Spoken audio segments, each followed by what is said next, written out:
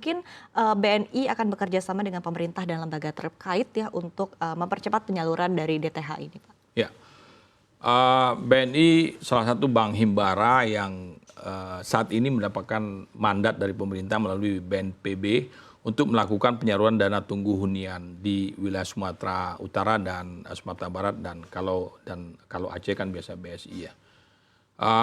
Kita sudah memperoleh data besaran dari itu, ada data SK dari bupati setempat yang memberikan nama-nama terhadap penerima dana tunggu hunian ini. Saat ini sudah berlangsung berjalan, tetapi yang paling penting adalah ketika nama-nama ini ada, bagaimana cara kita langsung kita buka rekeningnya secara bulk.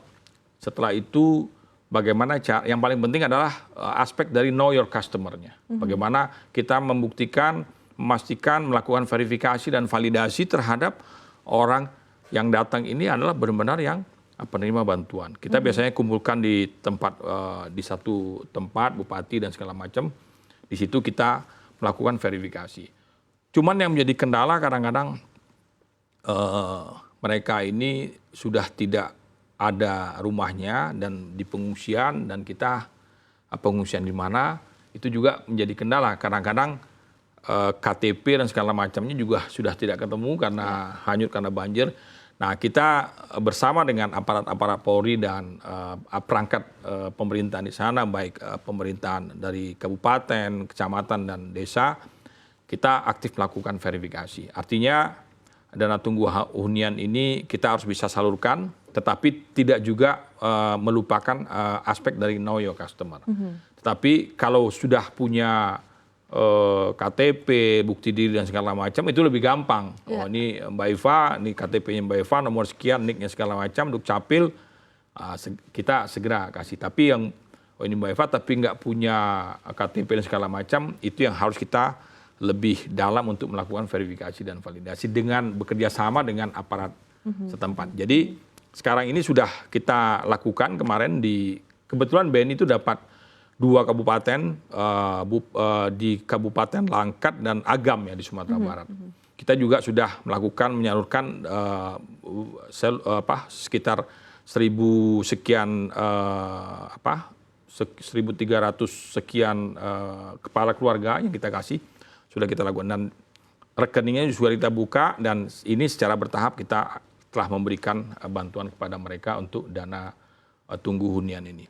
Tentu saja dalam proses pemberiannya ada juklak atau SOP yang diterbitkan oleh BNPB kepada kami, sehingga mudah-mudahan ini berlangsung bisa selesai dengan cepat sehingga masyarakat juga menerima manfaat bantuan ini dari pemerintah. Oke, baik. Tadi dari apa yang Anda sampaikan, Pak Roni, tadi terlihat ya, artinya tantangan utama ini adalah identifikasi dari para korban begitu. Nah, akhirnya tantangan lain juga yang dirasakan begitu oleh BNI, dan bagaimana mungkin antisipasi yang telah disiapkan begitu untuk menghadapi, tadi sekali lagi tentu berkaitan dengan tadi ya distribusi bantuan, kemudian juga berkaitan dengan termasuk adalah penyaluran dana dan lain sebagainya. Ini kan pasti cukup rumit ya secara teknis begitu di lapangan begitu. Antisipasi yang dilakukan akhirnya seperti apa begitu?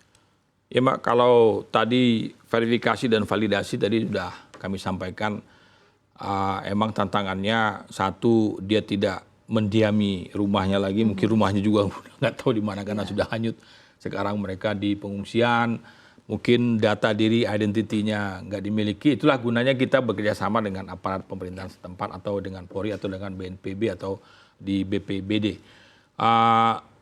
Pada umumnya ini bisa kita lakukan sehingga bantuan ini bisa kita salurkan. Di samping itu juga BNI juga di bawah koordinasi dari Danantara sudah melakukan BNI Peduli, kasih bantuan kepada daerah bencana baik dari Aceh, Sumatera Utara dan Sumatera Barat. Kita sudah menyalurkan beberapa kali bantuan ke daerah setempat. Di samping itu juga tadi yang kita sampaikan tadi, kita harus memastikan terhadap penerima dana tunggu hunian ini emang benar-benar tepat sasaran dan kepada orang yang benar-benar berhak untuk menerima. Tentunya di SK Bupati itu ada nama-namanya Mbak, ada nama-namanya, alamatnya, nicknya dan segala macam itu ada. Jadi kita lebih gampang untuk mencocokkan verifikasi barang mereka, walaupun mungkin nanti beberapa identitas diri mereka mungkin tidak ditemukan, tapi mungkin dengan bantuan aparat desa, aparat kecamatan ini bisa kita lakukan secara baik dengan aparat pemerintahan desa. Oke, baik. Dan ini juga tantangan yang sama yang dihadapi begitu ya Pak tadi untuk melakukan pendataan di awal tadi seperti disampaikan di segmen sebelumnya begitu ya Pak Roni. Nah, baik kita mungkin beralih ke topik ataupun juga isu lainnya begitu Pak. Memasuki tahun 2026 seperti apa mungkin rencana inovasi operasional dan juga jaringan BNI di tahun depan dan tentunya dalam upaya untuk meningkatkan layanan dan juga keamanan bertransaksi ke depannya. 2026 cukup challenging karena dari tahun ke tahun kan transaksi shifting dari transaksi konvensional ke digital ini kan terus bertambah ya. Apalagi pada saat ini peak di masa-masa liburan ini transaksi digital ini sangat banyak. Sehingga tentu saja kami di operasional tentu saja akan memperkuat kanal-kanal kita ini supaya memudahkan masyarakat untuk bertransaksi. Makanya kita di tahun 2026 ini juga inovasi operasional kita adalah kita melakukan peremajaan infrastruktur kita, salah satunya dari ATM ke CRM, kita lakukan peremajaan, karena tahun 2025 juga sudah kita lakukan, dan 2026 juga kita akan lakukan kembali peremajaan dari CRM ini. Sehingga bisa memudahkan masyarakat untuk bertransaksi, tidak harus datang ke cabang. Karena kalau secara total transaksi sekarang ini, orang yang datang ke cabang itu mungkin kurang dari 1%. Karena mereka lebih senang dengan gadget mereka ya. Mungkin Mbak Eva juga mungkin udah berapa tahun nggak pernah ke cabang tuh. Anak saya aja mungkin udah nggak pernah ke cabang karena semuanya selesai di lewat handphone.